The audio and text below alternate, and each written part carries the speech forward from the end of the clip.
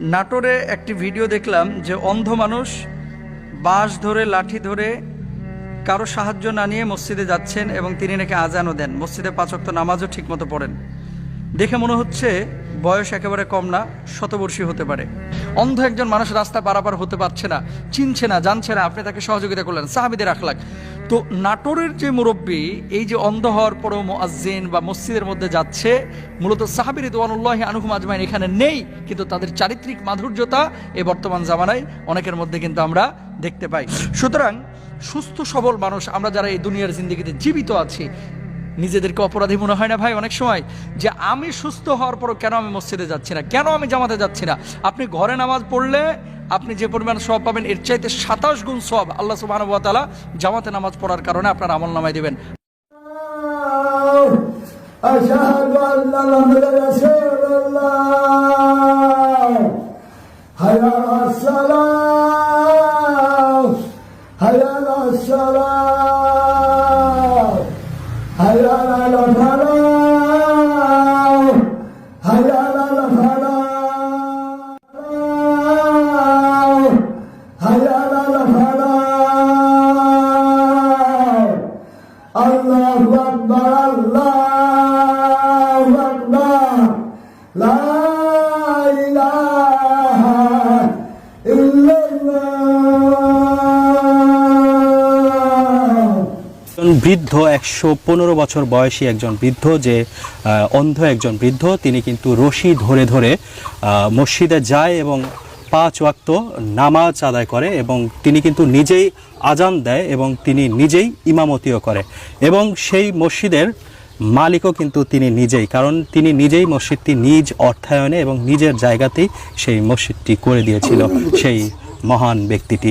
তার সাথে আজকে আমরা সরাসরি কথা বলার সুযোগ হয়েছে, আমরা সরাসরি তার সাথে একটু কথা বলি। আসসালামু আলাইকুম।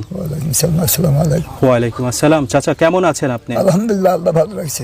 আপনি কেমন আছেন? জি আলহামদুলিল্লাহ ভালো আছি। আপনার নাম কি? মোহাম্মদ আব্দুর রহমান মোল্লা। আব্দুর রহমান মোল্লা। আপনার বয়স কত হয়েছে? বয়স 115। 115 বছর? জি।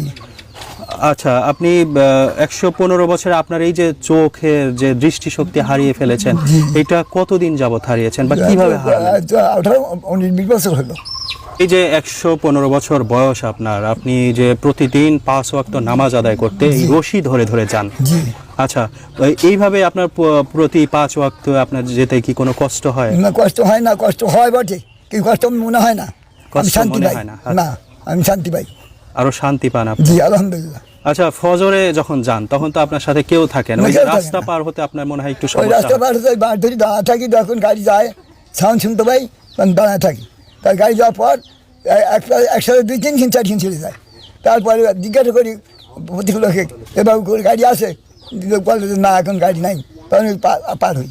আচ্ছা, এই মসজিদটি আপনি তো নিজেই নির্মাণ করেছেন? জি, আমি নিজে, আপনার নিজস্ব অর্থায়নে। জি।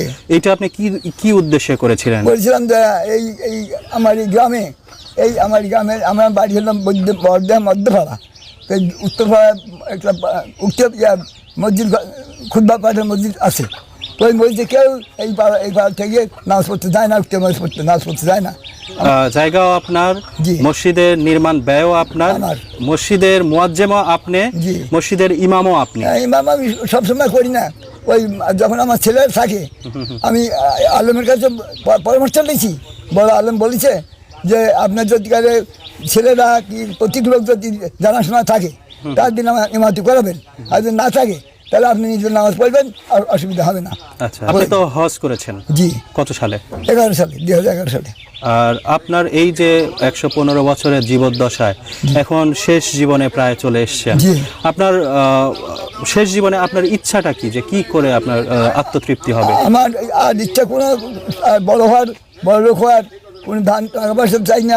আমি চাই ইমানলি যাতে আমি মৃত্যুবরণ করতে পারি, আমার ছেলের জন্য হেদায়েত হয়, নামাজি হয়, আমি আর মৃত্যুবরণ নবীর জন্য দোয়া করতে পারে, আমাদের জন্য দোয়া করতে পারে, এই আমি চাই। আলহামদুলিল্লাহ।